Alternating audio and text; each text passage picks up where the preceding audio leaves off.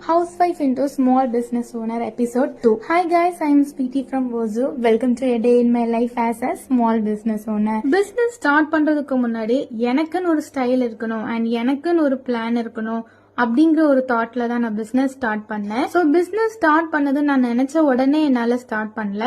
But இதுக்காக நான் நிறைய ரிசர்ச் பண்ணியிருக்கேன். ஸோ ப்ராடக்ட்ஸோட டீடைல்ஸ், மார்க்கெட்டிங் நிறைய பண்ணிருக்கேன். எதை பண்ணா சக்சஸ் ஆகும்ட்டு நிறைய பிளான் பண்ணேன். ஸோ சின்ன சின்ன விஷயமாக இருக்கட்டும், நிறைய பேர் என்கிட்ட கேட்கறது அந்த சீல். ஸோ அந்த சீலை கூட எங்க கிடைக்கும்னு நான் ரொம்ப தேடி அலைஞ்சுதான் நான் கடைசியில் அதை வாங்கினேன். ஸோ இந்த மாதிரி கொஞ்சமாவது நம்ம ஸ்டார்ட் பண்றதுக்கு முன்னாடி ஒரு எஃபர்ட் நம்ம போடணும். ஸோ என்னோட எஃபர்ட் வந்து ரொம்பவே அதிகமா இருந்துச்சு. பட் என்னோட ஹஸ்பண்டோட சப்போர்ட் வந்து எனக்கு ஜாஸ்தியா இருந்துச்சு. ஏன்னா தம்பியும் வச்சுட்டு வீட்டுல ஒரு ஹவுஸ் ஒய்ஃபா நான் வீட்டு ஒர்க்கையும் பார்த்துட்டு ஒரு பிசினஸ கண்டினியூ பண்றதுங்கிறது சாதாரண விஷயம் கிடையாது. அதே டைம்ல பிசினஸ்ல இன்ட்ரெஸ்டும் இருந்தாதான் இதை எல்லாமே நம்ம வந்து சேர்த்து பண்ண முடியும்.